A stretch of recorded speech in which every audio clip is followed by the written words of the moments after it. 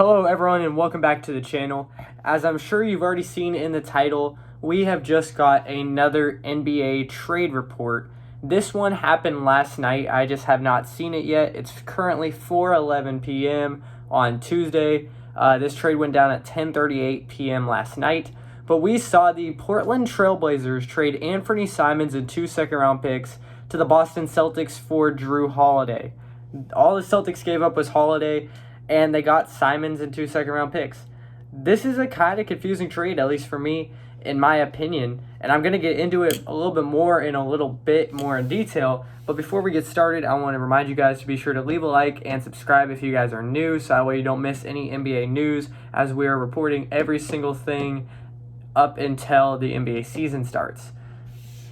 So, first of all, for the Boston Celtics, this is a great move. They had to duck some money because they were currently about $40 million over. This saves them about $40 million. So they are now, I think, in the first luxury tax apron. Maybe they're still in the second because they're still a really expensive team. But this saves their new owners a lot of money. And honestly, I feel like this is an upgrade. I really did think that to get off of Jrue Holiday's contract, the Celtics would have to give up at least a couple seconds, maybe a first, maybe Jordan Walsh, just to make it more enticing to a team that had cap space. But they actually got extra assets in exchange for Holiday. They got Simons and 2 second-round picks, which is insane because even Simons straight up, I feel like would still be a win for the Celtics. But they get 2 second-round picks as well, which is a little bit weird. I don't know why the Portland Trailblazers felt like they had to give up 2 second-round picks to get Jrue Holiday. But first of all, contractually, Jrue Holiday is still under contract for 3 more years. He'll make $35 million per year up until he's 37 years old, which will be in the year 2027-2028. And then for Anthony Simons, he is on the last year of his deal, making $25 million. Not only does this save the Celtics about $12 million in overall cap space this year, but for next year, once Simons is off the books on the Celtics, if they choose not to re-sign him, that's going to free up a ton more cap space, and that's going to be the year that they get Tatum back for a fully healthy year. Brown might miss some time this year, so he'll be back fully healthy next year. If they trade Porzingis or Derek White or let go of Horford this summer, then next year is the year that they're going to be back contenders with their main duo. And that's why I kind of do like this trade, because it's really low risk, because Jrue Holiday was not great last year. He was 35 years old, averaging just 11 points per game, 4 rebounds, and 4 assists, and 1 steal. Obviously, offensively, that's not his only thing. Jrue Holiday is one of the best on-ball defenders in the league, but he definitely has taken a step back defensively from where he was when he won the championship with the Bucks. But obviously, that makes sense because he is 35 years old. But they are still, here it says, they're still $18 million above the second tax apron for next year. So they will engage in other conversations with other players. I feel like the next guy to go is Porzingis. I mean, he's not a bad player, but he's definitely not the same that he used to be. I mean, this year he really wasn't good in the playoffs, and that could be because of his mysterious illness, or that could just be because of age. But I feel like he could still go to a different team and be a better contributor on another team. I feel like the Celtics should still try to be a winning team this year, though. I mean, they shouldn't go full rebuild and trade Porzingis for, I don't even know what they could get for him, but they shouldn't trade him to, say, the Jazz for Walker Kessler and a pick. That is a terrible trade. That's something I would never do if I was either team, but definitely not if I was the Celtics. I feel like they can still make a run this year, and if Tatum's going to be back healthy by March or even by February, then they could still become a champion as the 4th seed in the East. The Eastern Conference is terrible this year.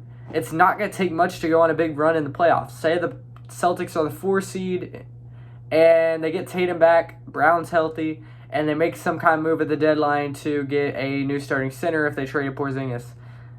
And they're playing a 5-seeded Chicago Bulls, who didn't really do much different. I'd take the Celtics in that completely every day of the week.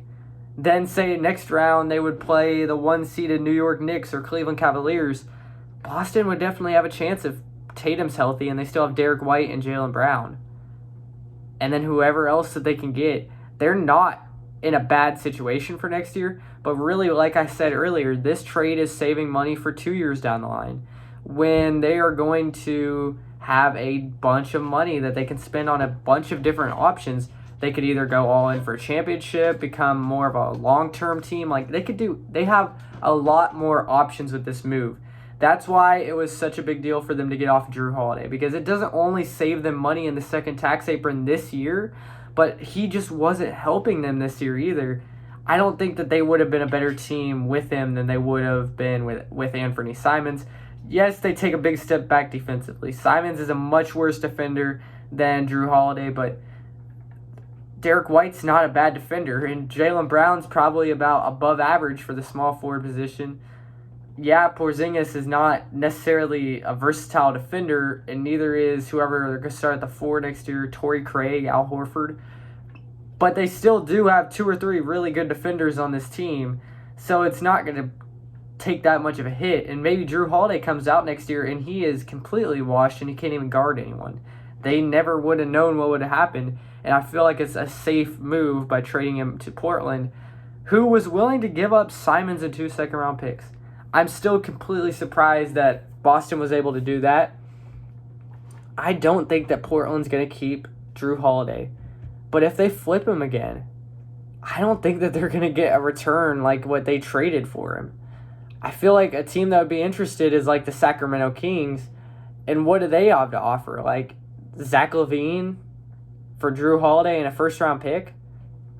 One of the reasons they traded away Simons was so that they could get more opportunity for Scoot Henderson, Shaedon Sharpe, and all of them. They wouldn't want to trade for another veteran shooting guard. Maybe you trade Jrue Holiday for like Lonzo Ball, but even then, that doesn't help the Trailblazers at all.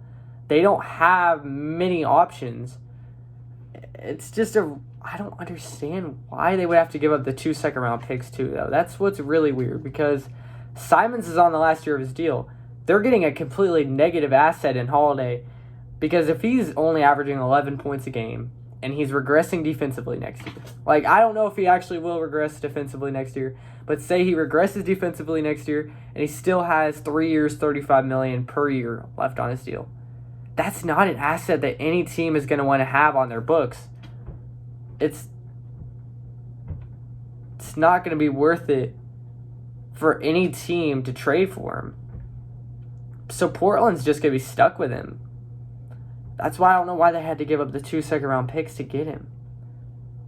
It's a really odd move by the Portland front office that was supposed to be running it back with their team next year. I mean, there was a stat last year that they had like the 4th best net rating in the entire Western Conference post All-Star break.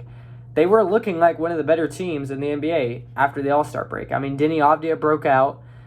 Toumani Camara was one of the best on-ball defenders in the entire league. Donovan Clingan was playing well. They still have DeAndre Ayton, Scoot Henderson, Shaedon Sharpe. They had Simons. And I don't hate them getting off of Simons, especially if they wanted to go all in on Sharpe and Scoot Henderson. But I don't know why they would have to give up 2 second-round picks. They're going to now... This is a bad move for the team, just because they're going to have to pay some of these guys in the next few years. I think Shaedon Sharpe's extension eligible next year. And then I think the year after that is Scoot Henderson and Toumani Camara and all these guys. So why are you getting a long-term bad contract on your books when you're about to have to pay your players? For Boston, though, I don't like the fit with Anthony Simons, but it's definitely a trade that you make. It 100% is a trade that you make if you're Boston. If you ever want to be good again, you need to get off of that Jrue Holiday contract, and you're getting assets to get off of the contract. That is a great move. Brad Stevens is one of the best GMs in all of basketball. Like it should not even be a question anymore. He is one of the better GMs in the history of basketball. Maybe in the history of sports. This is basically, if you're not an NBA fan, this is basically like if in the NFL we saw Cooper Kupp get traded for... This is like if we saw Cooper Kupp get traded for Tank Dell and some third-round picks. It just doesn't make sense. But in this world, Cooper Kupp has a max contract. Not a trade any NFL team would do, so I don't know why the Portland Trailblazers did it. If we take a look at the grades, for the Celtics, I got to give them an A+. 2 second-round picks aren't necessarily meaningful, but they traded all their draft assets. Even if they don't plan on selecting anyone in 2030 and 2032 or whenever the second-round picks convey, they can still trade like 2 second-round picks, and I think that's what they traded for Xavier Tillman.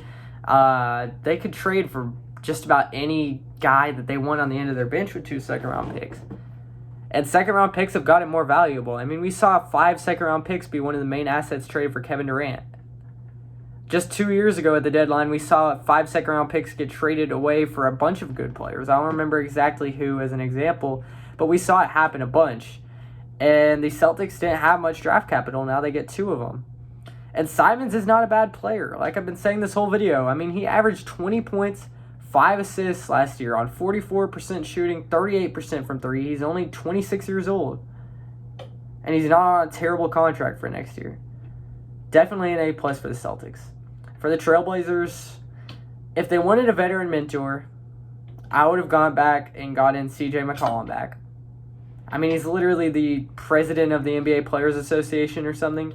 He's got to be a great locker room dude that everyone loves. And we saw today, it's going to be in my next video, we saw today the asking price for McCollum wasn't that crazy. So I feel like that would have been my number 1 guy if I wanted a mentor for Portland.